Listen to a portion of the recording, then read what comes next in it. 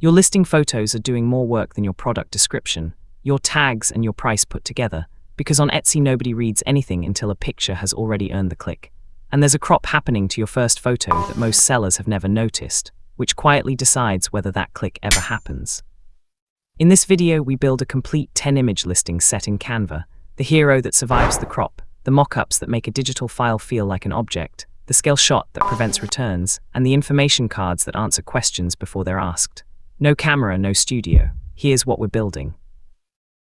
First, the job each photo is doing, because more photos isn't the point, coverage is. A buyer arrives with 4 questions and leaves if any go unanswered. What is it? What does it look like in real life? How big is it? And what exactly do I get? Your 10 slots answer those in order, and the order matters, because Etsy shows the first few as thumbnails under the main image, and almost nobody swipes past 4. So hero, context, scale, details, then the answers to the questions that would otherwise become messages. Photos are not decoration on Etsy, they're the entire sales conversation, held in advance. Now the thing that changes how you design the first photo. You upload a square image, 2000 by 2000, exactly as Etsy recommends. But in the search results where every buying decision starts, Etsy doesn't show your square. It crops it to 5 by 4 570 by 456 pixels, taking the middle and throwing away the top and bottom.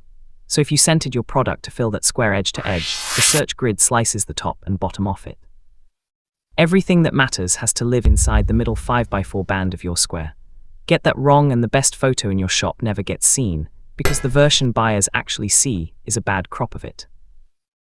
So let's build it correctly. Create a design custom size 2000 by 2000 pixels. First thing on the canvas before any design, 2 guides marking the safe band.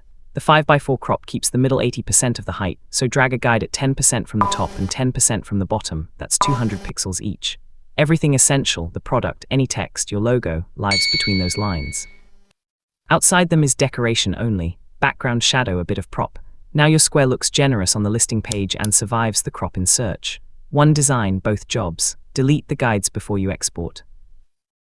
The hero, photo 1, the only one most people ever see. 3 rules. 1. The product fills most of the frame.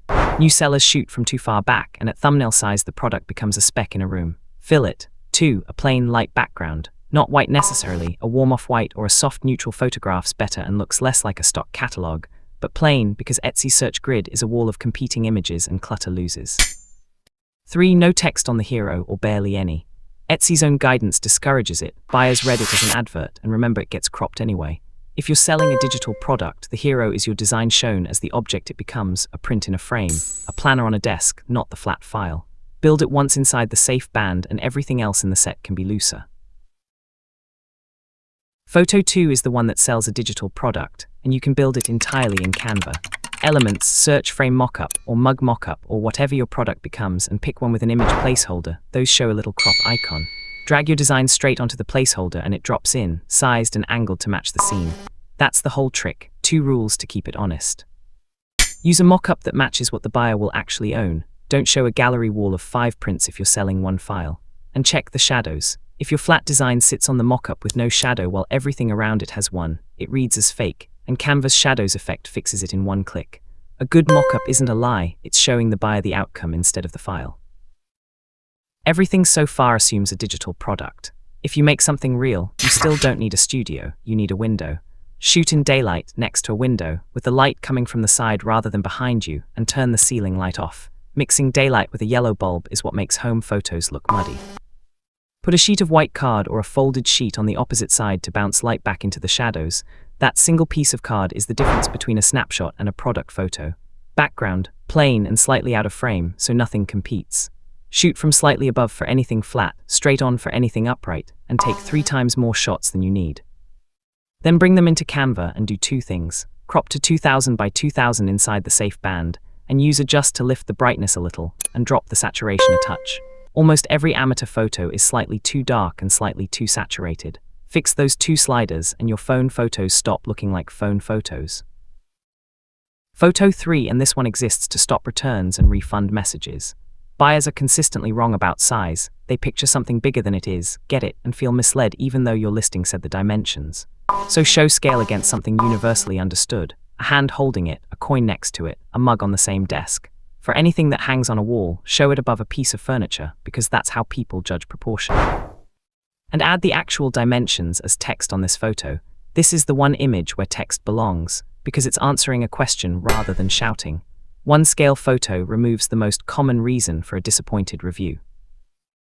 Photos 4 through 7 aren't photos at all, they're cards you design, and they do more for conversion than another angle would.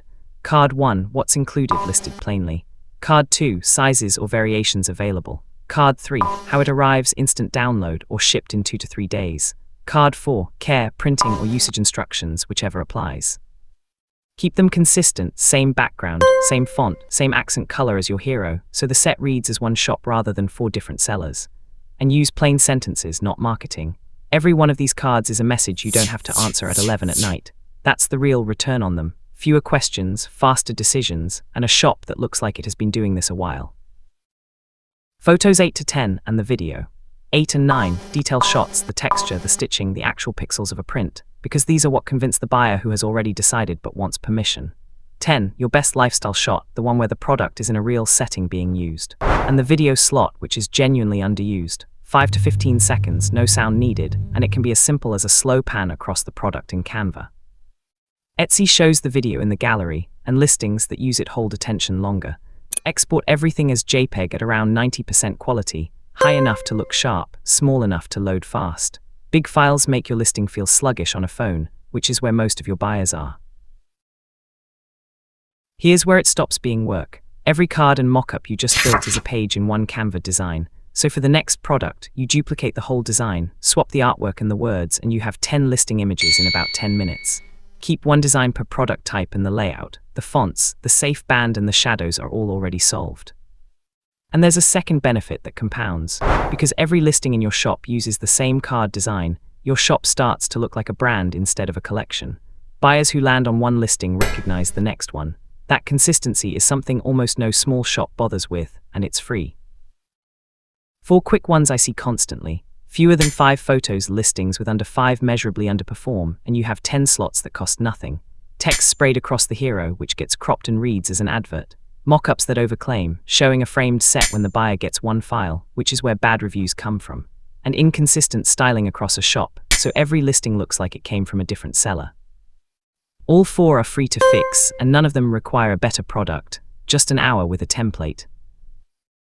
Before you publish, 6 checks.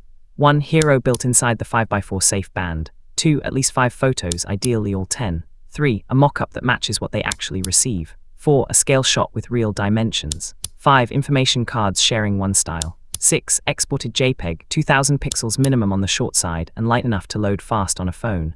6 ticks and your listing is doing its job before anyone reads a word. And if you'd rather not build it from scratch, the listing image kit from this video is ready to edit, the 10-slot template with the safe band already marked, the information cards, the mock-up pages and the sizes chart. $4.99 or free for Template Club members, link below. That's the system, a hero that survives the crop, mock-ups that show the outcome, a scale shot that prevents returns, cards that answer the questions, and one design you duplicate forever. Subscribe for practical Canva tutorials every week, and may your next listing earn the click before anyone reads a word. See you there.